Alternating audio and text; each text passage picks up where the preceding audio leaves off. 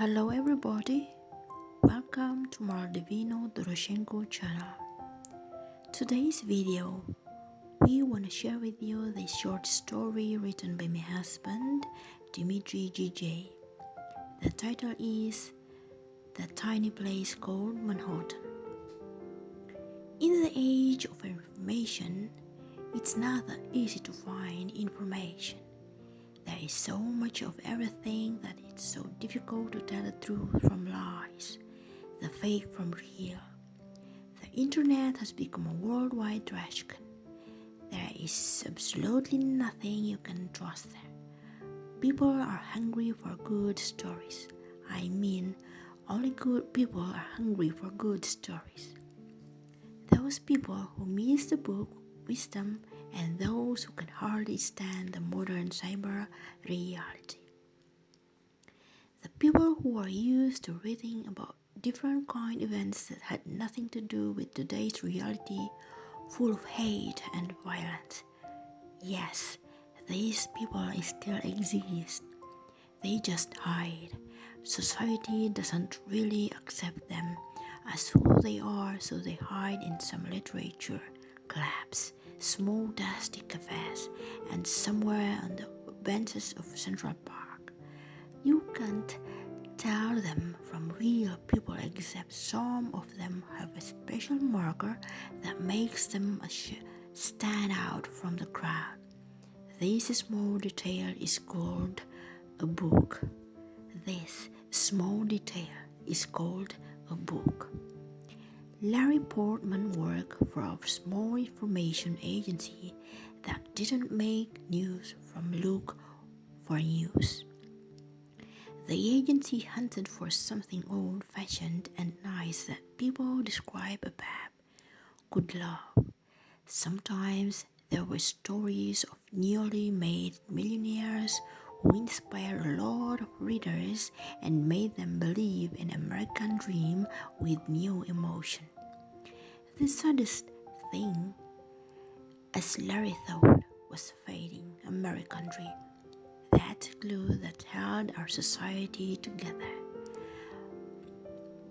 making us the strongest and the finest nation in the world. Without American dream, this country won't be able to continue its greatness. So his work in a bankrupting agency was something like a church service. He was paid ill but loved his work. It was a service for the idea, and Larry didn't care much about his salary. He had some side passive incomes but was shy to expose it to his boss and colleagues. The last year 3 or 5 colleagues fired is so now very cold from. The boss gave a shivery to Larry. He was not the best friend of his boss, but he was definitely the most respected. Without Larry, the whole agency will surely be swallowed by the media's shark, but still Larry was afraid to be fired. One day, the secretary told him that the boss waited for him in his office room.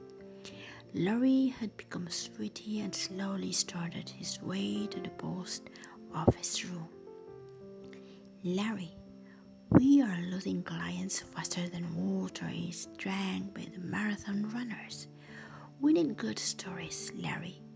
Good stories that we keep our readers believe that this world still has a chance. It's been quite long we had some nice inspiring news. You know, we're living in a big city and there are millions of things happening around every minute. We need to have ways to catch them. We need to color this city with our news, so our precious readers will see that there are still reasons to smile. Larry, it's our duty and it's calling us. We gotta tell the truth, but that kind of truth must be loved by our readers. You got me, Larry? Both finish. Yes, sir. I do get you, sir. But you know, we've been searching for the news we need for very long, but we've got some average stories only. Indeed, New York is a big city, but it has its own life and had become different from what you, me, and our readers are used to reading. It's changing, and the only way to catch up to take the close look out of New York City and explore the world, Larry said. Larry, our main readers are those who haven't left that tiny place called Manhattan for decades. We work for old school people, and they don't give a damn about the world, and they need it so feel the nostalgia of good old days. We both know that those old men are right. That's why we continue serving them no matter what. Besides, where can we get money for your travels? The boss asked softly, in a gently way. I understand you, sir, but still I felt that we need to think out of the box. Life is changing, and so should we. Larry left the office of the boss with mixed feelings. He was sad that the boss kept refusing his ideas of traveling in search of information. But from the other hand, he understood that he was partly right. In times like this, extra expensive or not necessary at all. Still, the gut feeling was referring Larry to something else, something different. He wasn't used to disobeying his boss, so he did what he was asked, started looking for the stories they needed in New York City. He was checking all the information websites, looking for something what they needed. He was wandering around crowded streets while listening to his favorite Beethoven. He started the chat with old people and deep conservatives, but at the end had conclusions like, back in the days Larry knew a lot about back in the days. He needed traces of their life now in 21st century, but failed every time. This week, there were two the best news posted. A husky boy's bread for her blind owner, and a veteran Montgomery has celebrated his 97th birthday. Those were the best news they had, and their rating was below the worst. The company Larry Portman was working for was slowing going to its bankruptcy. The next day, Larry got a call. Mr. Portman, I want to ask you about your car. I've got your number on the website. It states you are selling your Cadillac, asked the unknown man. Oh yeah, it's true. I'm indeed selling my Cadillac. You want to come around and see it? Yeah, sure, but I live in another state. It's gonna take a while. Well, Saturday morning around 10 a.m. be okay for you? I'm afraid I'm still gonna sleep that time. What about 11 a.m.? 11 a.m.? Well, okay, let it be 11 a.m. Please drop me your address. Larry leaned back on his chair. And thought, if he doesn't buy the car, the life will not be changed. If he buys the car, it will be a point of no return. I wish he doesn't buy it. What have I planned? It's ridiculous. Nonsense. I better see the bankruptcy of this company. But, Larry, you wanna play the leading role? You wanna respect your flowers, right? Then do what you must do, Larry. On Saturday, the man came to see the Cadillac of Larry. He was not that impressed, by the car itself, but by the clearness the car had. He could never imagine that old car could never look like a brand new. On Monday, Larry got his money for the car. Now it was time for a tense talk with the boss. Sir, could you remind me when the last time I used take my vacation? Asked Larry. Well, it was a long time ago. You know that it's wrong, right? So hold your tongue. Don't spread it. By the way, why are you asking? The boss raised his eyebrows. I am gonna use my legal vacations for saving this company, sir, said Larry. Saving? How? Well, I guess how. Well, Portman, it's your vacation time, and I'm happy for you. You're about to waste it for attempts to save this company, said the boss. We either save it or don't, but I'm gonna have fun. Wish me luck, sir. Good luck, Larry. Your loyalty will be rewarded. The next morning at about 6 a.m., Larry Portman was packing his 3 full bags into a small Toyota he took for a rent for 3 weeks. The journey has been started. Larry had an old cell phone, but neither GPS nor maps were with him. He started his driving to nowhere. In fact, he had no idea what state he was gonna do, what motel he was gonna use, and how and when he can come back. It was the best feeling Larry has never had. He was going on the empty highway, watching in the mirror how this huge but beloved monster called New York City was sinking behind the horizon. He was driving and listening to his favorite music for 12 hours non-stop.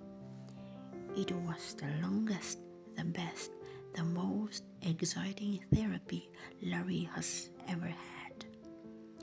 In the evening, he finally stopped by a mall hotel called Way Inn on the highway. While eating his burger, Larry was trying hard to remember the last time he had traveled, but he failed. He couldn't remember it. Larry went up to his room thinking that it was one of the best days in his life. He was full. He had some cold beer and he was absolutely happy. The only thing he dreamed of was having a female soulmate beside him, and he even wanted to try his luck going down to the motel cafe and hoping to have a meeting of his life. But he suddenly felt too exhausted and fell asleep. His last idea was, I wonder what state it is.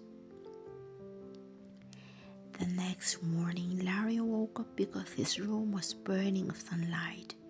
It was a fantastic bright morning. The smell of coffee was caressing his nose. His yellow sand around the motel was shining and his car was patiently waiting down for him. Portman went down to have his breakfast. He was traveling for 3 days more to absolutely unknown destinations. The 4th day, he spent in Nevada in another small but dirtier motel. However, the food in that hotel was marvelous. Any luxurious restaurant must be determining of having a chef like that. While drinking his coffee in the morning, Larry heard one of the classical Vegas stories that were flying around the state. The old man in Texas were discussing a big win of a man named Patterson.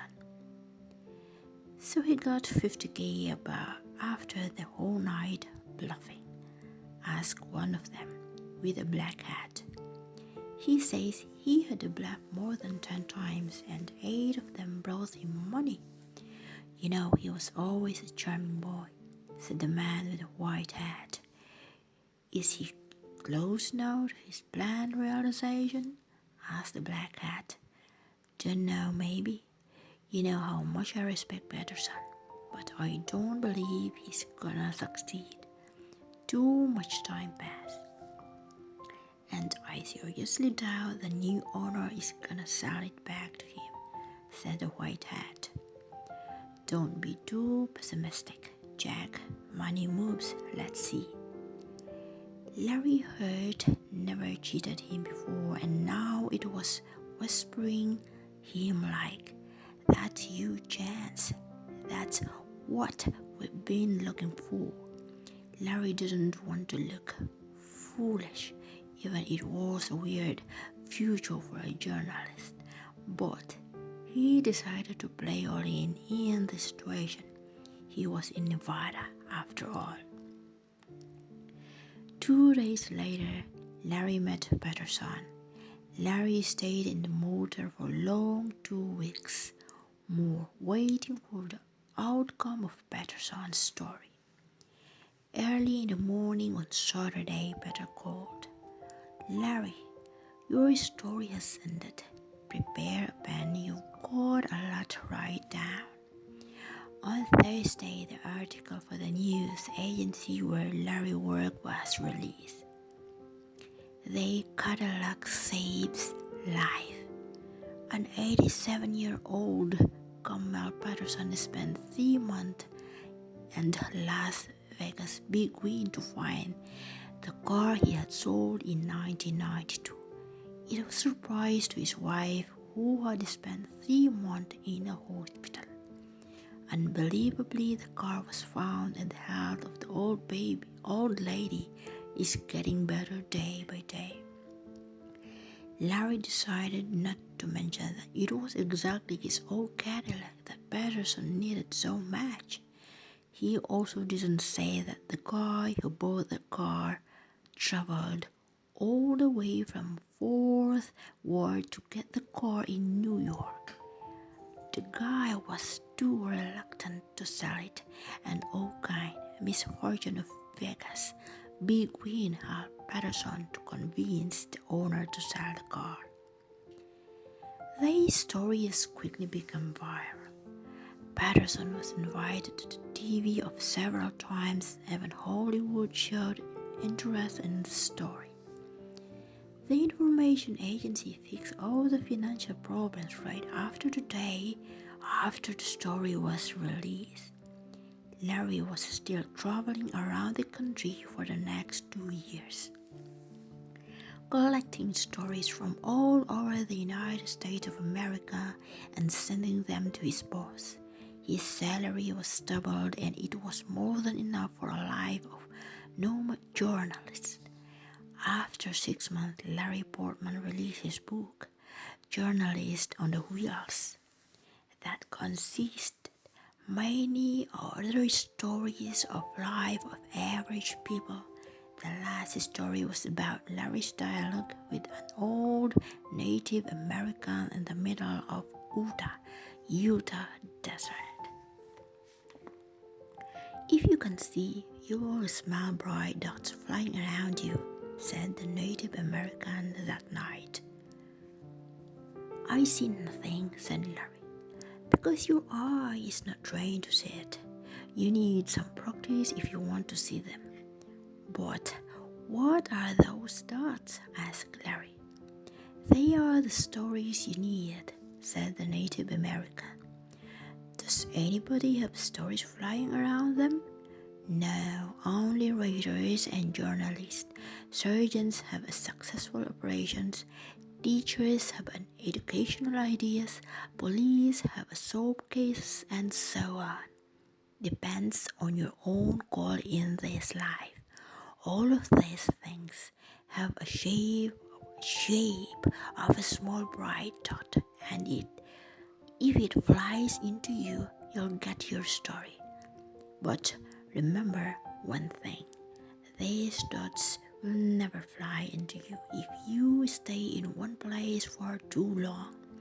Staying kills the energy, and dots needed this energy to survive. The Native American finished his explanation with these words. Not so long after the talk, Larry needed to sign the new working contract at the main office. First time in a long period, he was on the new way to New York. He had changed a lot. Now he had a long beard, short hair, coat, and the bright, happy eyes. He was a totally different. Yes, he was a totally different person now. After 1 month, he was going to live for 2 months in Puerto Rico. Larry Portman had seen so much of our country. He reached the new level. He was going to see the world. But now, Larry was stuck in traffic. He was looking around and smiling. He has missed his crazy city. Larry was happy to see the tiny place called Manhattan. That's the end of this short story. The tiny place in Manhattan. This poem is written by my husband, Dmitry. Thank you so much, guys, for listening or watching. I was actually reading this short story under those beautiful trees, so it was so relaxing. I was so enjoying a lot. Thank you and see you guys.